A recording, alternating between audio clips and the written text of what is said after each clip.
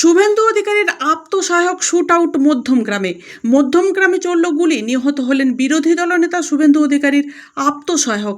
বিজেপির নেতৃত্বের পিয়ের গুলি লেগেছে বলে খবর। দুজন গুলিবিদ্ধ হয়েছেন এই ঘটনায়। মধ্যমগ্রাম চৌমাথা ভিভাসিটি নার্সিংহোমে ভর্তি হয়েছেন তারা। অবস্থা আশঙ্কাজনক। ইতিমধ্যেই বিজেপির সকল জয়ী প্রার্থীরা উপস্থিত হয়েছেন সেখানে। জাতীয় সড়কের পাশেই স্করপিও গাড়ির উপর হামলা চালানো হয়। রক্তাক্ত অবস্থায় দুজনকে হাসপাতালে ঢোকানো হয়েছে।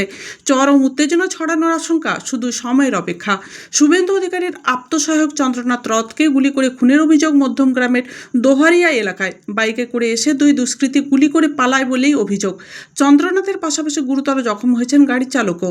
অভিযোগ, বাইকে করে এসে মাথায় গুলি করা হয়। মধ্যমগ্রামে রাস্তার উপর গুলি করে খুন শুভেন্দু অধিকারীর আত্মসহায়ক চন্দ্রনাথ রথকে।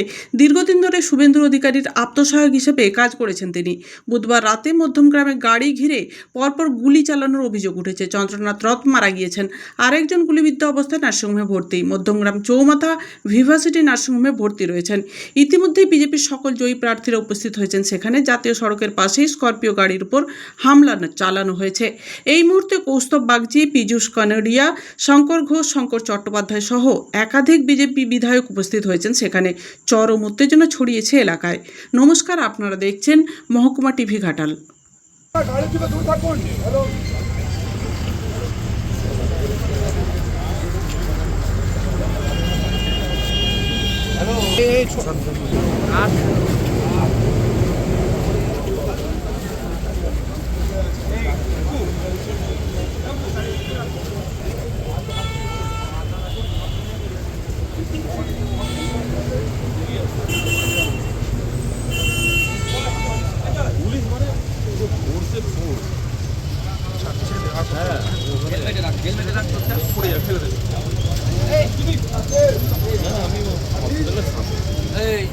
আমি তো এলাম কেন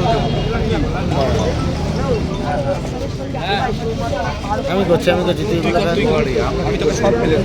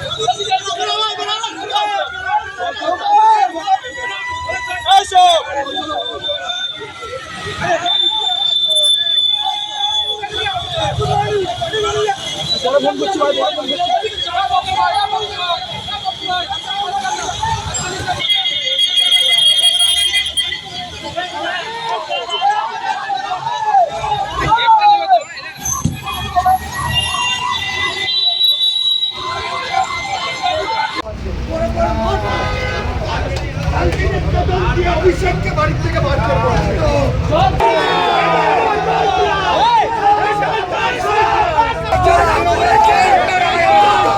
তাদেরকে ফাইট করে মারা হচ্ছে, ততক্ষণ বডি জ্বালানো হবে না। চন্দ্রদার হবে না ততক্ষণ।